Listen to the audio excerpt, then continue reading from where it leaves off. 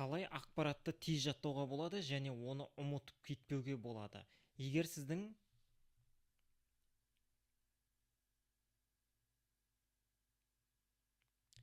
жадыңыздың деңгейіне қарамай қалай ақпаратты тез ұмытып кетпеуге болады және қалай тез жаттауға болады? Соның қазір мен ғылыми бір оңайластырылған жолын көрсетемін. Бұны қолдану үшін Бұны сіз егер тіл үйренетін болсаңыз қолдансаңыз болады, студент болатын болсаңыз, әртүрлі өзіңіздің мамандығыңыз бойынша ақпараттарды жаттау үшін қолдануға болады. Мен оны осы ағылшын тілін үйрену үшін қолданамын. Бұл программа Anki деп аталады. Бұның қалай жұмыс жасайтынын мен қазір түсіндіріп беремін.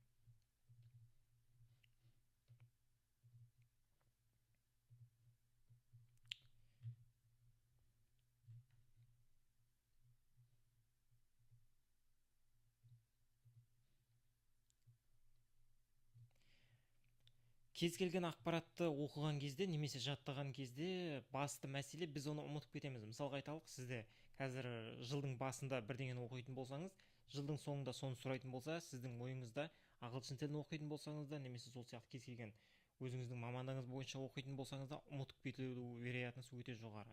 Әдетте былай жұмыс жасайды. Сіз бірдеңені оқисыз басында, ол былай бірден ұмытылады. Келесі айда уже сізде ештеңе қалмайды. Жылдың соңында ештеңе қалмайтын болады. Міне. Дәл осылай. Ал мынау Anki сияқты программалар қалай жұмыс жасайды? Бұған сіз бір ақпаратты қосасыз, оны қайталау арқылы сіз ұмыттырғызбайды сізге. Бірдеңені қосасыз, мысалға сөзді ұмыта бастайсыз. Мына жерде бірден одан кейін барып программа арқылы қайталап қайтадан орнына келеді. Одан кейін ұмыта бастайсыз, былай кетеді. Былай.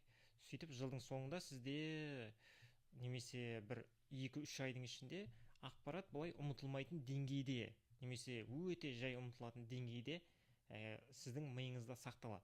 Тіпті кейін ұмытқанның өзінде оны еске түсіру өте оңай болады. Бұл ғылыми зерттеуге негізделген, бұны кривой забивание Зибингауэр деп атайды.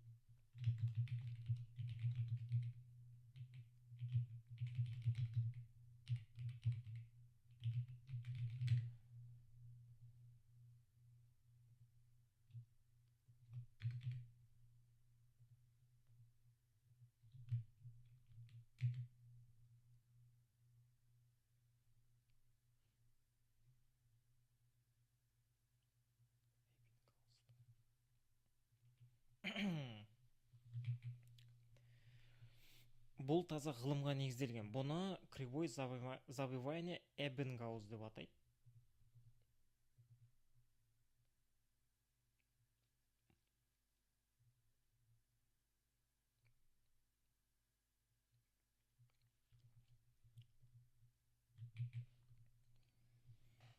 Бұл тәсіл әрине ғылымға негізделген. Бұны кезінде бірнеше ғасыр бұрын Эббингауз деген кісі зерттеген.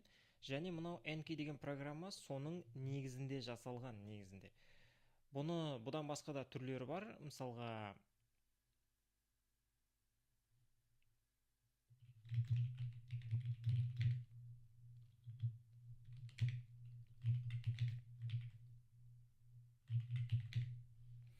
Quizlet деген осындай программа бар, сонда қолдануға болады. Дегенмен мына программа тегін, App Store'дан алатын болсаңыз, әрине ол жерде ақылы түрде көрсетілген, себебі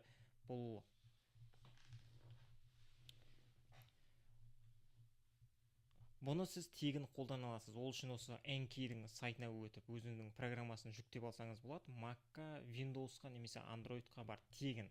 Android'қа Google Play-ге кіріп жүктейсіз, одан кейін жұмысты бастауға болады. Мен қазір нөлден бастап қалай тіркелетінін көрсетемін. Бірінші сайтына өтеміз. Егер сіз iPhone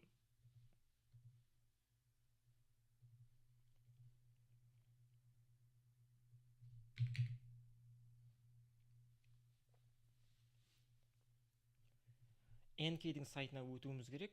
Сілтеме осы видеоның астында. Программасын жүктеу үшін Apple Store'ға өтесіз, немесе Google Play-ге өтіп, Anki деп жазатын болсаңыз шығады. Google Play-де бұл тегін.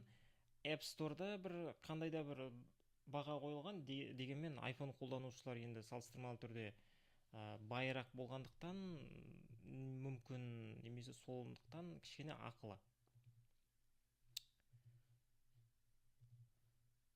Бұл программаны сілтеме осы видеоның астында әрі қарай тегін қолдануға болады. Бірінші осы сайтқа өтеміз, тіркелуіміз керек.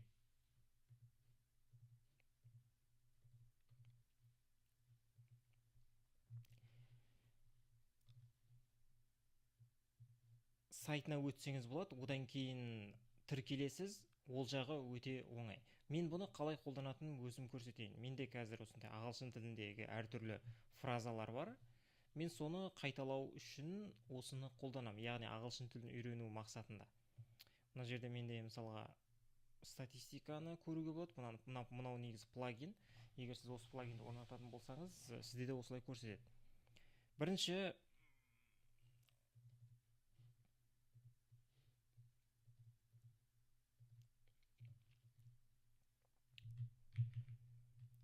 сайты арқылы көрсетейін. Аккаунтқа біз тіркелгеннен кейін осы create a deck дегенді қосамыз. Мысалға испан тілі деп қояйын.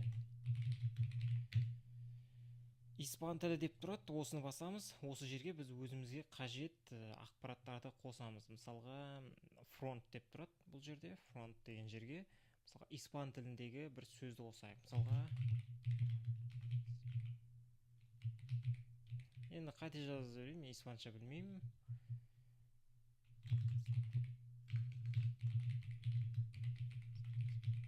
Мына сөз әрине қате, мысал ретінде бұл тек. Типі бар, basic деген бар, немесе ең көбінің қолданатын close деген бар. Бұны қолдану үшін әрине бұның толығырақ қолдану үшін бұл сервисте сіз өзіңізге Anki-дің программасын жүктеп алуыңыз керек. Жүктейтін сілтеменің бәрі осы видеоның астында. Basic дегенді қосамыз. Осылай қосайық. Испан тіліне барам, және осы сөз тұр мына жерде, міне. Осы сөз. Мына жерге маған осыны көрсетеді. Мен қазір ойланам, бұл нені білдіретін еді деген секілді. Есіме одан кейін ашам карточканы, сол кезде айтады. Дұрыс жауабын көрсетеді. Егер сіз білетін болсаңыз, білмейтін оңай болатын болса, easy дегенді бассаңыз болады. Немесе жақсы есімде дейтін болсаңыз, good-ті бассаңыз болады. Немесе бұл қиын алып еске түсірсе, онда осы hard дегенді басасыз. Немесе ештеңе есіңізге түспесе, again деген. Осыны басатын болсаңыз, again немесе hardты белгілі бір уақыттан кейін 1 минут, 6 минут, 10, 2 күннің арасында сізге қайта көрсетеді. Егер мен оңай дейтін болсам, мысалға, мен қазір білем, маған 2 күннен кейін осыны көрсетеді. 2 күннен кейін де мен оны ашып көрем. Мысалға, мен ағылшын тілінде in a nutshell деп тұр. Вкратце деген сөз, мысалға, есімде. 2 күннен кейін мен ол сөзді ұмытып кетуім мүмкін, немесе сол ақпаратта. Сондай жағдайда again-ді басам, 10 минуттан кейін маған қайтадан көрсетеді. Сөйтіп процесс жалғаса береді. Нәтижесінде біз осыны әрине ұмытпайтын боламыз. Мысалға, мынау өте жеңіл. Мынаны мысалға айтатын болсақ, again-ді басу мүмкін, маған 10 минуттан кейін қайтадан көрсетеді. Бұл программаны дәл осылай қолдануға болады, сілтеме осы видеоның астында.